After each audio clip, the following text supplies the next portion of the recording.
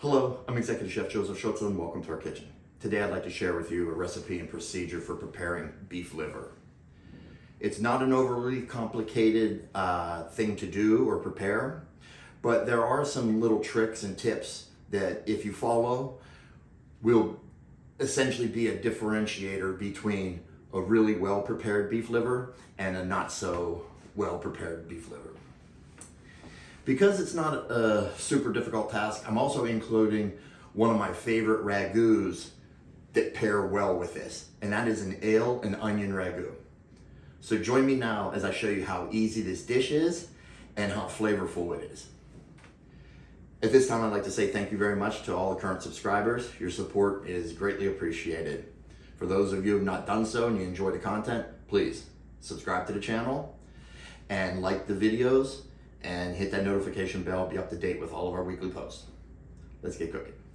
Well, to begin with your beef liver, you're gonna wanna clean it and devein it.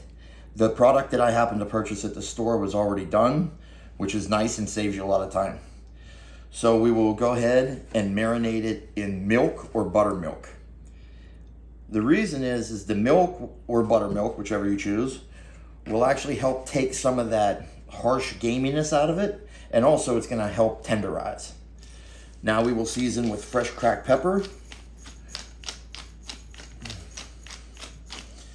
and bay leaves.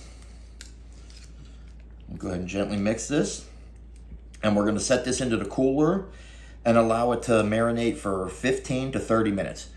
Do not exceed 30 minutes. If you leave it in too long, it will start to break down, and as you go to cook it, it will just turn out to be really mushy, and we don't want that. Another thing, you notice I didn't add salt, right? There's a reason. Do not salt your liver before cooking. Salting the liver will make it tougher. So we will save that salt for the end.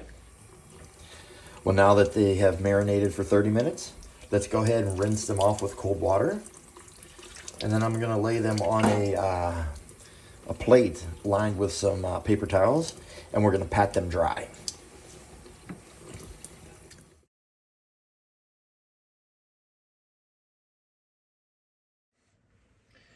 Well, after we've rinsed and patted dry our livers, let's go ahead and preheat our pan over medium-high heat. We want to go a little higher heat when we're searing this because, like, one of my pet peeves when it comes to liver or preparing it, rule number 2, don't overcook it.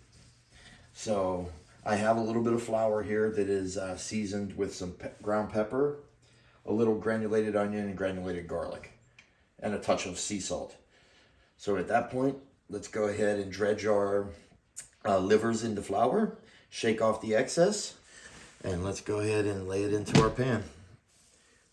We want to get a nice little sear on this, and then we're going to remove it to a sheet pan.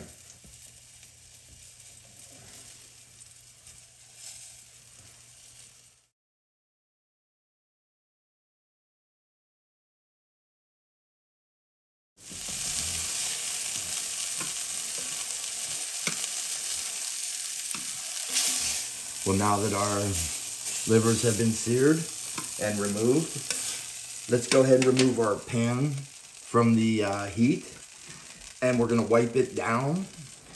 And then we also want to reduce the temperature to medium.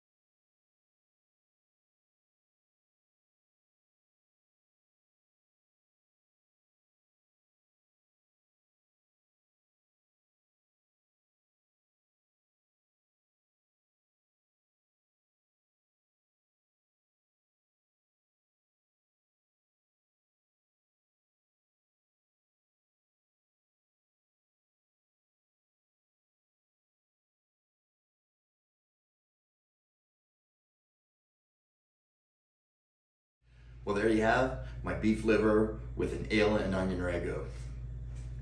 If I liked liver, it'd probably be one of my most favorite dishes, but I don't like liver.